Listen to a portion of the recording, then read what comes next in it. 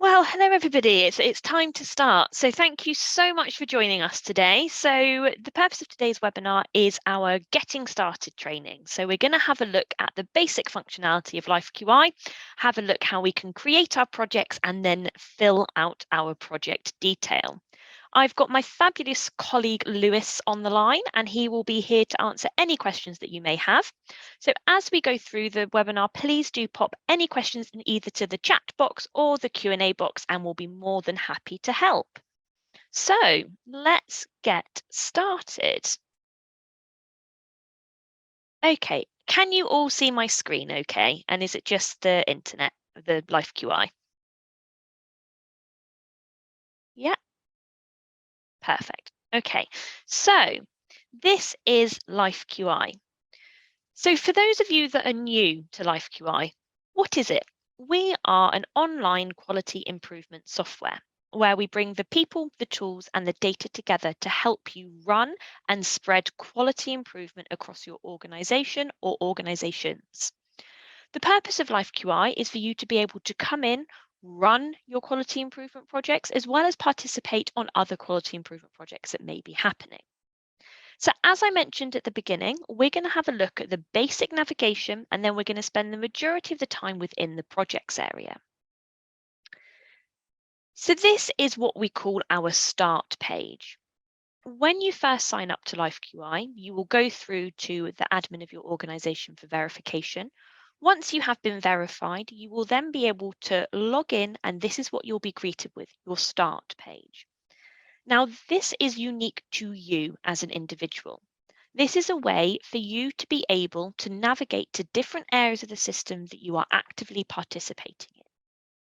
It's also a place for you to be able to check your notifications as well as go to your profile where you can add in information about yourself. So let's have a look at what is on the start page.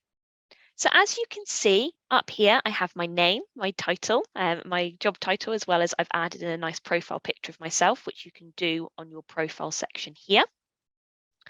Scrolling down the page, we then have all the different things that I'm participating in. So I can see some invites and requests that I have here, so some notifications. I can see that I've got the projects that I'm participating in here, so I could click onto any of those and it would take me through to my relevant project. Any programs or collaboratives that we're taking part in, discussions, any dashboards we have, or any reports that we've run. So if you're quite new to LifeQI, this might not be as filled out, but don't worry, as you start adding more in, this will become a bit more, come to life a bit more, and you'll be able to click on these to take you through to the relevant areas. Now, also just to highlight up here, we have your notification bell. So if you click on that, any notifications pending, you'll be able to see here. Okay. Now, on the left-hand side of the page, we have our navigation bar. This is a way for us to be able to access all the different areas of the system. So the project space, where we can create projects and search for projects happening within our organization. The programs or collaboratives, any discussions, reports, any dashboards, etc. Okay, so this is how you'll get to the different areas of LifeQI. But now, as I mentioned, we are going to spend the majority of our time in the project space. So let's jump into my projects area. So when I come into the projects area, you will see on the right-hand side that we have some filters. Now, they will always be automatically filtered to my active projects. So the projects that you are currently actively working on, whether that's you're the lead user, so you've created that project, or whether that's a project that you've been invited to take part in by another user. You can scroll down the list of all of the projects that you have here and then click into any one of them to access the information. Now, you also have the ability to search for projects that are happening within your organization. Now, we find this is really helpful with kind of sharing ideas, tips, best practice, and also for you to see what else is happening within your organization. So in order to do that, what we can do is using these filters over here is if we tick my orgs projects and untick my projects, we're then going to be given a list of all of the projects happening within my organization. We can search for keywords. So let's say I wanted to understand if there are any projects happening on sepsis within my organization. I can search for the keyword, and I've then narrowed down my search list here. As these projects are linked to your organization, you will absolutely have view rights on all of them, so you'll be able to go in and have a look at what they're doing. So also, from the project area, this is where we're going to create our quality improvement projects. So we're going to have a look at that now, okay? So on the top of the page, we have this option of Start a New Project. We're going to click on that, and then that's going to open up a setup wizard, which is going to guide us through the process of creating our quality improvement project. Now, this is the first page that you're going to see. What is the purpose of your project? So we need to give it a title. What are we doing? We then need to outline our problem statement. So we can add that in there. Now you will notice that the title box was outlined in red, and this is because that is a mandatory field. You have to add the title in to be able to continue or save your project. So on to the next page, I then want to add in what am I trying to accomplish? So my aim and my rationale. Now, it's probably a good thing to point out that we do actually have tooltips located throughout the platform. So we follow the model for improvement, and we kind of guide you through the steps needed in order to create those projects. And if you're quite new to quality improvement or you're not quite sure what to add into these areas, we have built-in tooltips for you to be able to hopefully guide you with what information should be entered. So for example, if I click this I button here, I can now see some really good pointers around how to define my aim statement. Some examples of what could be a good aim statement and what could be a bad aim statement. So these tooltips are located throughout the platform. So if at any point you need any pointers or help, do click on those. So on to the next page. We're now going to define who is on my project team, who is working on this project with me. So we have a couple of options here. Now I do need to caveat this point that some organizations have unique kind of governance structure built in to their project structure. So this might look slightly different for some of you, but if you don't have that, then this is the kind of standard project flow. But the way we add users is exactly the same for everybody. So what we're going to need to do is click on this Invite New Members button here. We're then going to search for the user that we want to add to our project. So if we know that they have an account on LifeQI, we can search for them, we can find them, click on their name, and we can then give them a role on the project, as well as decide their permission levels. So it might be that Jason is the sponsor of my project, and I need him to have full admin rights over my project. So I need him to be able to add detail as well as add other members to the project. So I can then add him in there. Now, it might be that I'm working with another colleague on this project. So Lewis might be working on this with me as well. So I can click search for Lewis, click on his name there, and he's just going to be a member of my project. We can then decide in the same way, does he need to be able to actively participate in my projects, add PDSAs, add in data, etc., which would be the edit rights? Or is he just a view member? Does he just need to have view rights of my project? He's not going to add anything, change anything, just be able to have visibility of it. So once we've decided that, we're going to add him to our project as well. And there we go. We can see that they're now within our pending members list here. We can also absolutely add people to our project that do not yet have a LifeQI account. So in the same way, we click invite new members. We then click can't find someone down here. We then add in their email address and hit send invite. That's then going to send an email notification to that person to say, Sophie's invited you to take part in this project and sign up to LifeQI. They would then be able to sign up to LifeQI and then accept the invitation to your project. Okay. The only other thing to note is that it's not just people you can add to your project. So it might be that your organizational structure is set up in LifeQI, for example, divisions or directorates or service lines. You can link to the relevant areas of your organization in the same way that we have added members. So let me show you an example. I work within the children's division. So I can then search for the children's division here. I can then add that in exactly the same way that I added my members. Okay, great. So once we have decided who's on our project team, we're going to jump onto the next screen. And this is where we categorize our project.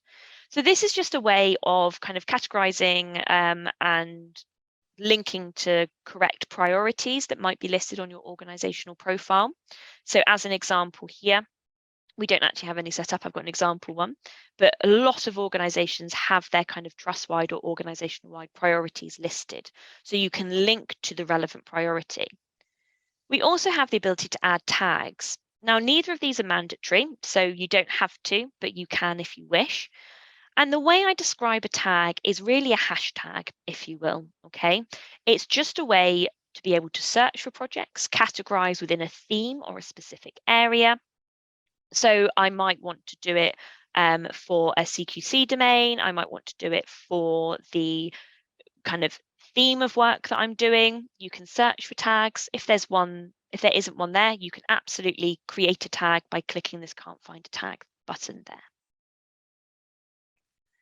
So now moving on to the next page, super self-explanatory, start date and end date. So when are we starting this? When is it ending? So I can scroll through my calendar here and pick the end date. I can then, if it's a specific ward or location, I can add in my specific location there. And then we hit create project. So once we click that create project button, that's now going to save our project for us and then take us through to the project general page where we can start filling out the details. Now I'm going to pause for breath there and I'm just going to check in with Lewis and see if we've had any questions so far. No, we've had no questions so far, Sophie. Just so everyone knows, and popping in help articles and blog articles into the chat. So if anyone wants to have a look at them, they can do so. Perfect. Thank you so much, Lewis. That's great.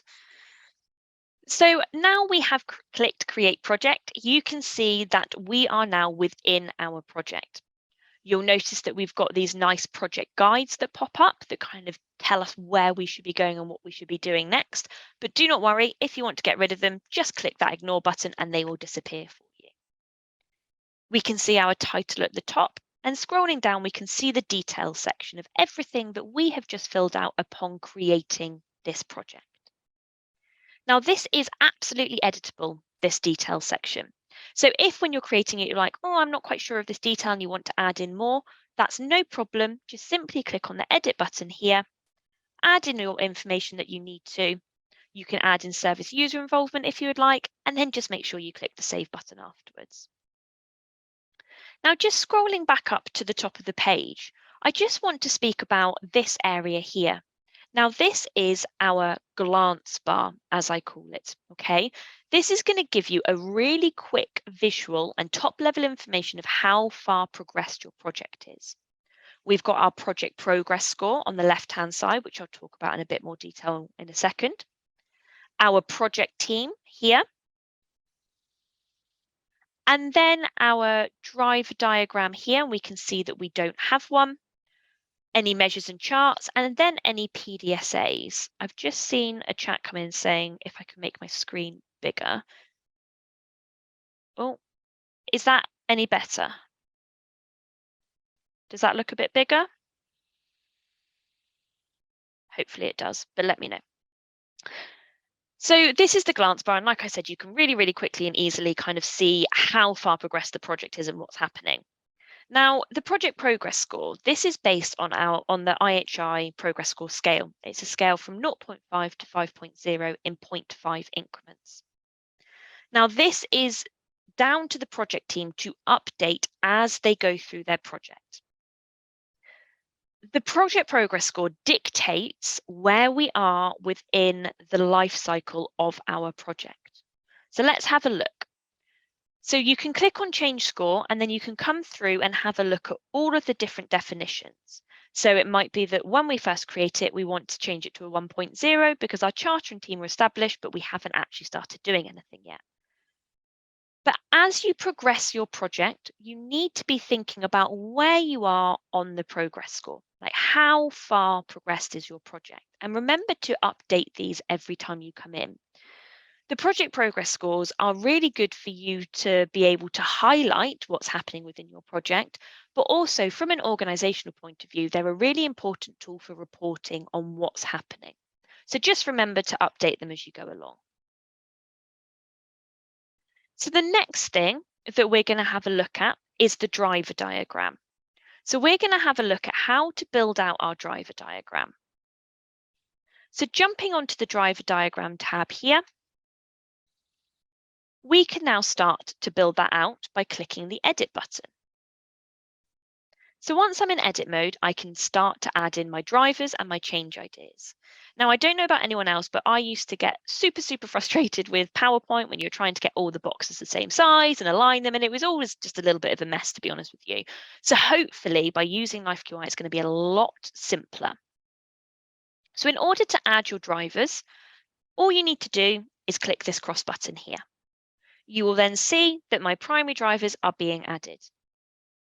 So now for the secondary drivers, the same thing. Just click that plus box on each of the primary drivers. Now, if we want to add our change ideas, same thing, click the cross button. What we can do as well is there's not always one secondary driver linked to a primary, and there's not always one change idea linked to a secondary driver. So you can add multiple to one box. So if I just click that cross button again, you will then see that other boxes appear, and then they're all linked to the relevant secondary driver. So I can come through here, excuse my lack of imagination when I'm filling in the text here, but we can then come in and add what these are all relevant to, and we have our driver diagram. Now, I don't know about you, but I am a very visual person, and I like to be able to, at a quick glance, understand what's happening within my driver diagram. So I tend to color code them, and you can absolutely do that on LifeQI. So coming back into edit mode, what we're going to do is we're going to scroll down to the bottom of the page and we're going to click our Manage Colors button. When we've clicked our Manage Colors button, we're then going to choose the colors that we want, and we're then going to give them a label.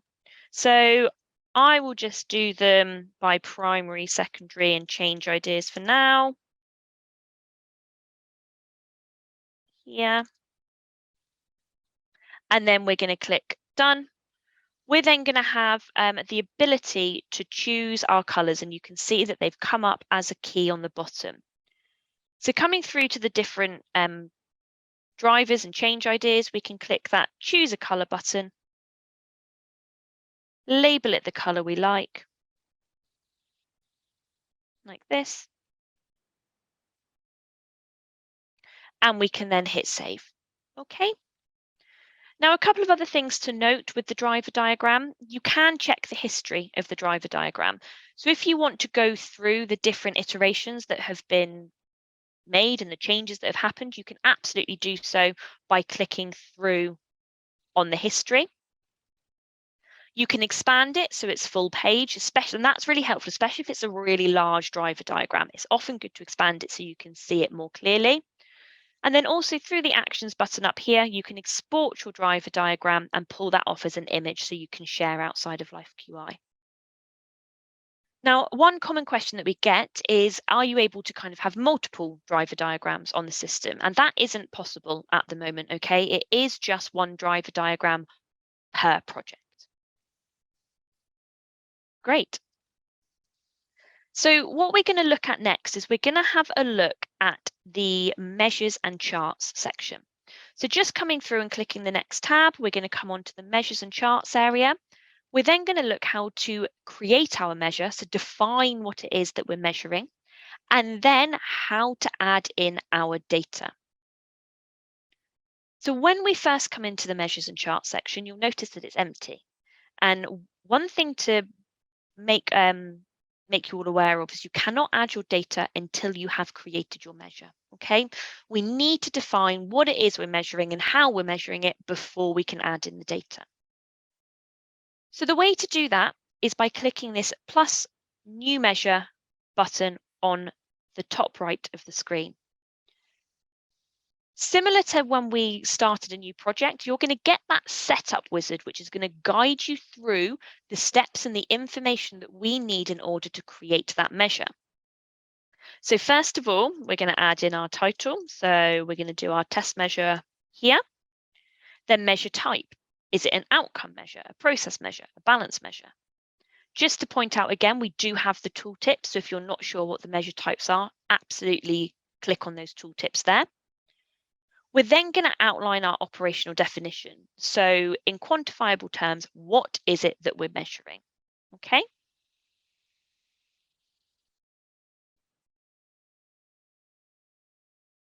On to the next page, we're then going to do our data collection plan. So what, where, when, who, and how. So what data are we collecting? Where are we collecting it from? When are we collecting it? Who's collecting it? And how are we collecting it? Okay. Then the last two bits on this page are probably the most important element of creating your measures. Now, the reason being is in LifeQI, when you set up a measure and we choose the chart type and the data collection frequency, they are not changeable once we have created that measure. So we really need to have a think about what chart is best suited to our data and how often we're going to be collecting that. Now, if you did make a mistake, you could just recreate a new measure with the correct chart type, but it's just worth bearing in mind that you're not able to swap that within this measure once it's been created. So if we click on this button, we can then see the different types of charts that we have in LifeQI. We've got our run charts and a couple of control charts as well. Now, when I first started kind of doing quality improvement, I was like, I don't really know what chart to use, what's good for my data, and I kind of got a bit stuck on it really. But what we've got that is super helpful is this need help using a chart type button here. Now, this gives you a rundown of all of the chart types we have in LifeQI. And on every single one of these pages, it tells you what that chart is used for, typical examples of the types of data to put in, as well as the examples of how that measure is normally used, okay? So if you're not sure whether to use a run chart or one of the control charts, absolutely come and have a look through this kind of need help wizard, and that hopefully will be able to show you what you want to use, all right? So for this example, I'm just going to use a run chart, and then I'm going to say I'm going to be collecting my data on a monthly basis. On to the next page, we can then start to link to our drivers. So is this specific to any of our drivers? So as it's my outcome measure, it's linking to my overarching aim of the project. So I'm now going to click create measure, and that then is going to save that, and we're then going to be able to start adding in our data. So as you can see, we're now within our measure. Now, I like to point out the cookie crumbs, as I call them. So at the top of the page here, we have our little cookie crumbs that tell us where we are within the system. So this is a really good thing just to check regularly in case you're like, oh, hang on, where am I? What's going on? Have a look at these and then you'll be able to see, you know, I'm within the measures and charts, I'm within this measure, and then on my charts tab, okay? So down the bottom of our measure page, we have our charts and we have the plan tab. So let's have a look at the plan tab quickly. This is where you can see everything that we have just detailed when creating our measure. So this is super helpful if you're not actually the one creating this measure and you might want to you're working on this project with somebody else and you're not quite sure what data we should be adding in. Go and have a look at the plan, see what it is you need to be adding in, the types of data you're capturing, and that should really help you, okay? Now we can also add more details to this by clicking edit. So you can change the title of your measure, you can update your operational definition, your data collection plan, you can even change your measure type. But as I mentioned earlier, you are unable to change your chart type or the data collection frequency. Just going to click save on that button there. So now back to the charts tab, this is where we add in the data. So the first thing that we need to do is actually create the chart. To do that, we click on Add a Chart here. We can then give our chart a name, and we can then add in our data. To add in data into LifeQI, there are two ways to do this. The first way is manually. We can upload a data point by data point. And to do this, you would click Add a Row. You would then add in your date and then your value. Okay, and as it's a run chart, it's just expecting the value. And we would then add another row and add in our next data point. Now you will notice as I'm adding in the new rows, the date is automatically populating for us. And that's because we've chosen monthly data collection frequency. So it's going to automatically fill in that date with every new row that I've added. Now, it might be that I don't actually have data in March and I need to make that April. We can absolutely change any dates that automatically calculate for us by just clicking that calendar button and then changing it to the relevant month there. Okay. So that's the first way that we can add our data. So let's just create that chart and see what that looks like. So we can see that I've got my measure name first, my chart name. I've then got a nice little reminder saying my data is overdue. If I click on that, I can then see the graphic of my chart. Okay. Now, the other way to add data, we can copy and paste in from Excel. So let's have a look at how to do that. So in the same way as before, we're going to click Add a Chart. We're now going to add a row, but we're going to leave that blank. What we're then going to do is we're then going to come over to our Excel spreadsheet that we have. Okay. We can then highlight the data we want to copy over and copy that. Now you will notice in my spreadsheet that the data I'm copying is in the same format that LifeQI is expecting. I can't copy over a different format. So as an example over here, I've got some raw, like dummy data, baseline data that's in a format with a count and a total. I couldn't copy that into my run chart because the run chart only expects the count. Okay. So now I've copied my data. I'm going to come back to my chart. If it wants to, ooh. There we go, come back to my chart. In this empty date box here, I'm going to right click and I'm going to paste. That will automatically bring all of that data across for me. We can then hit Create Chart. We then have our second chart here, open that up, and it's automatically created that chart for us. Okay. Now, one thing you will also notice with the charts in LifeQI is they will automatically highlight any special cause variations showing up within your data. So whether that's a trend, whether that's a shift, whether you've got outliers, they will automatically highlight as shown on the screen above your chart.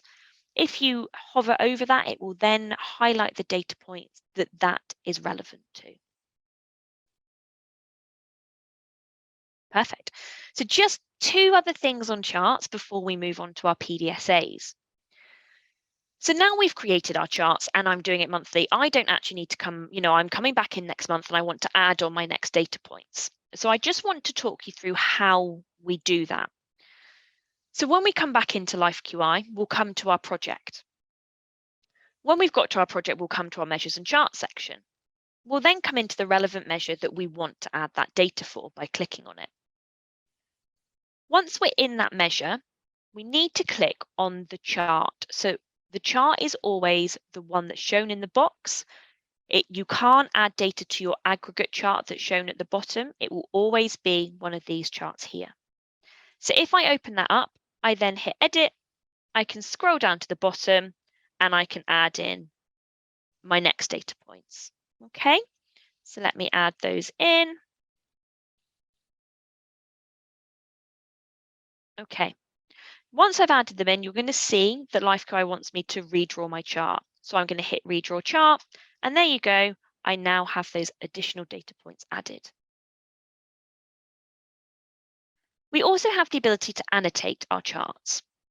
So while we're in edit mode, any data point, click on that data point, then you can add in your annotation. Once we've done that, you'll see that it highlights above. You can click on it and see what that annotation is, and just make sure we click Save.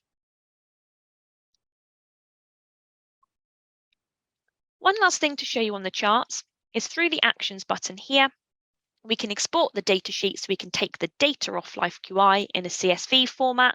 We can also export an image of our chart if you would like to share that with a project team that doesn't have access to LifeQI, or add it into a PowerPoint presentation or whatever you may like. Great. I can't see that any questions have come through on the measures and charts section, so in the interest of time, I'm going to carry on and go into the PDSAs. So to get to the PDSAs in the same way we've done before, click on the PDSA tab along the top of your project, and we're now going to create our PDSA. So over here, click on this new PDSA ramp. In the same way as our measure, we then need to define what's going to happen within our PDSA. So our title. Oh, I can never live type. It's always the way. I always do silly typos. I do apologize. The aim. What are we trying to achieve with this PDSA? What change idea does it link to? Okay, so you're going to start to notice that you're going to really be able to get that holistic view of the project. We can link our PDSAs to our change ideas. We can link them to measures. So you're really going to be able to see how everything connects within your project. On to the next page. Who is responsible for this PDSA? Is it me, or is it somebody else on my project team within LifeQI? So it might be that Lewis is actually the one that is in charge of this PDSA, so I can assign that to him. When is it taking place? Is it starting now? Is it starting in a month from now? And where? Is it a specific ward or location? And then what is our plan? What do we plan to do?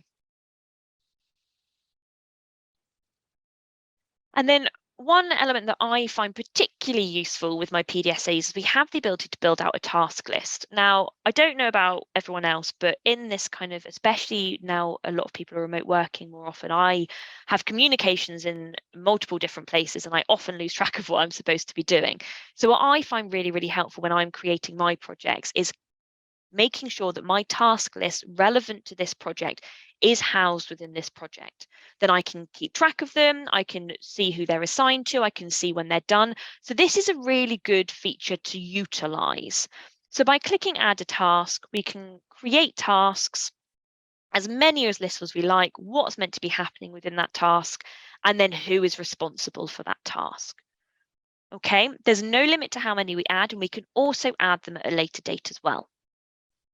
Now, jumping on to the next page, what is our prediction? So what do we think will happen?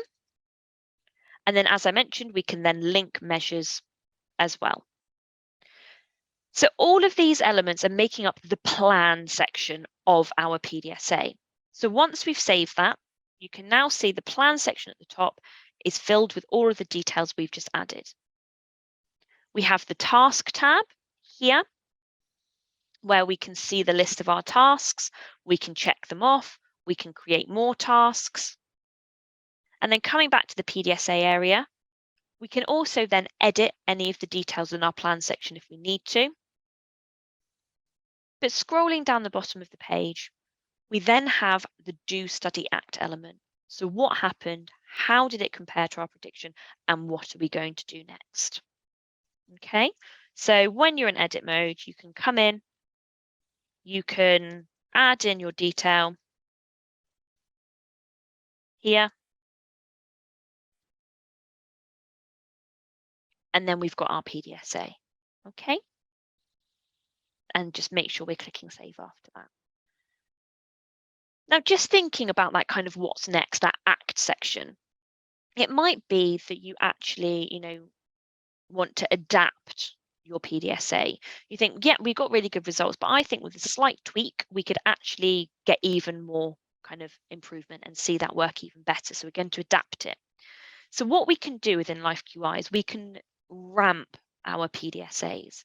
So we can say, right, I now want to start a new cycle of this PDSA. I can click new cycle here. I can say, okay, perfect. So how is this going to change quickly? So what are we going to adapt? How are we going to change this? And we can make tweaks to it. Is it the same person running on it, leading on it? How has our plan changed? What else are we going to do? Coming through, so the same steps that we did to create the initial cycle, we're now creating a new cycle within this ramp, okay? So has our prediction changed? And then we create that cycle. What you're now going to see at the top of the page underneath the title of your PDSA is which cycle we're on, okay? So it's housed together as a ramp with multiple cycles. We can see that I'm currently on 2 out of 2. I've now got the new details that I've added, and I can then add in my do study act for this cycle.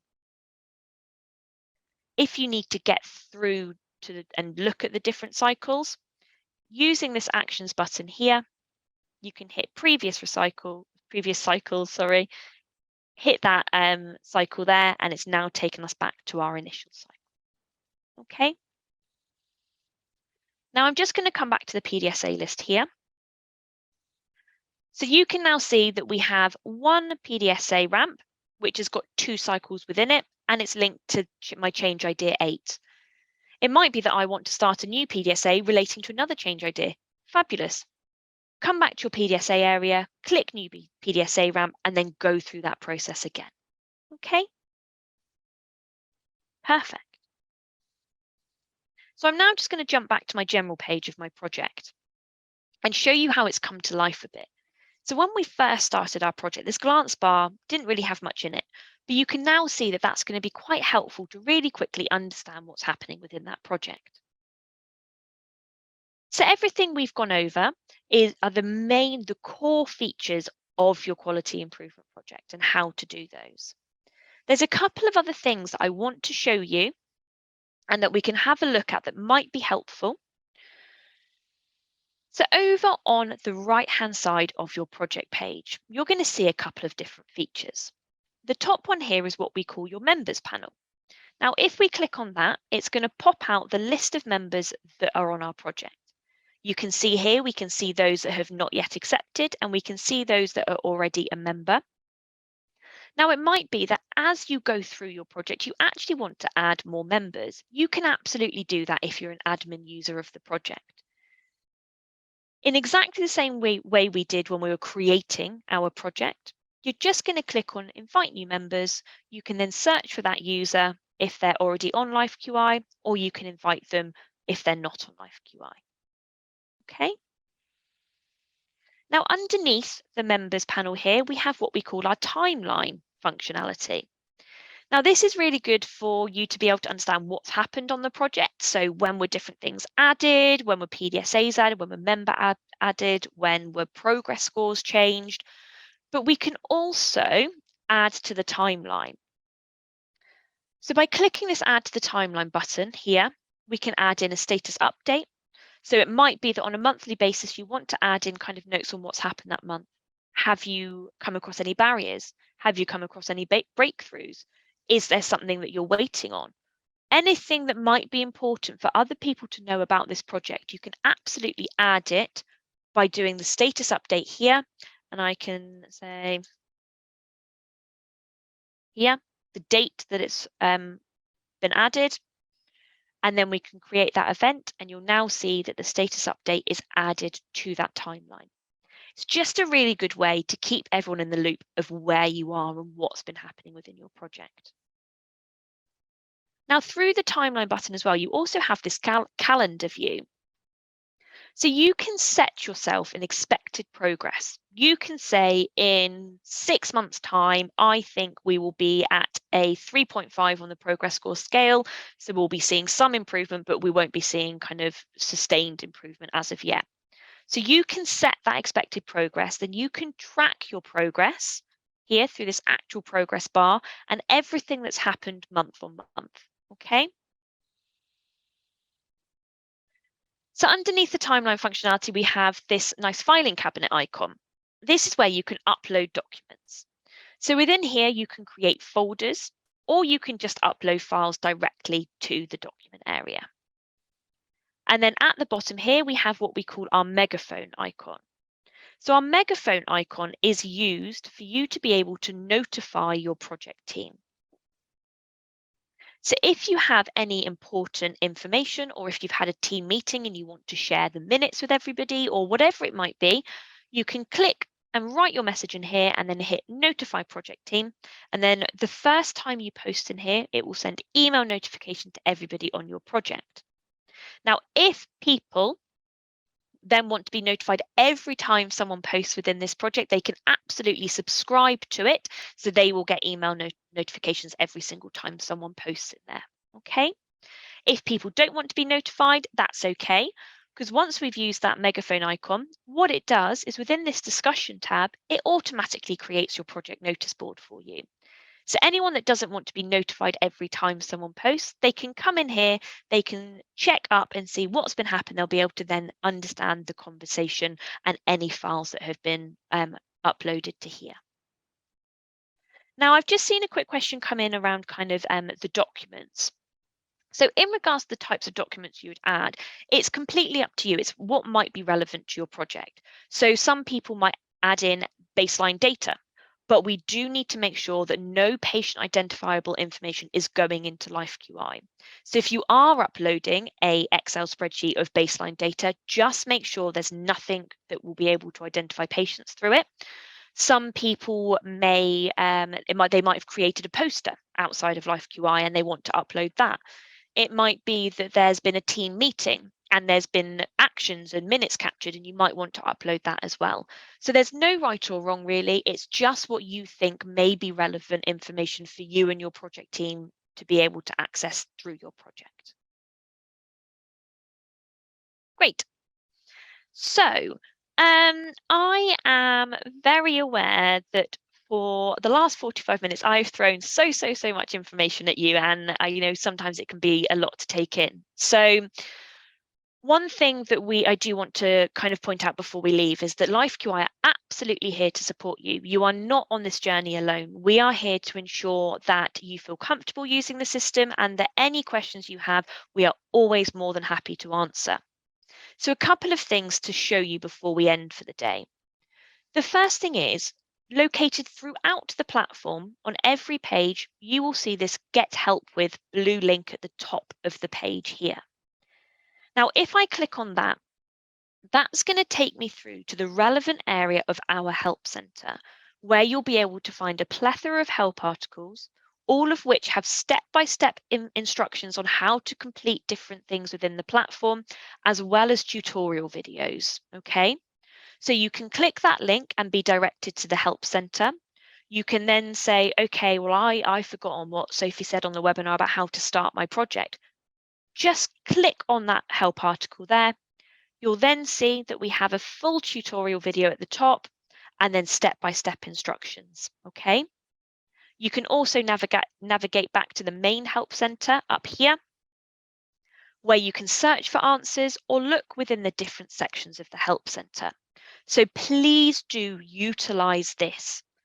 Not only that, we also have a dedicated help desk team who are absolutely fabulous.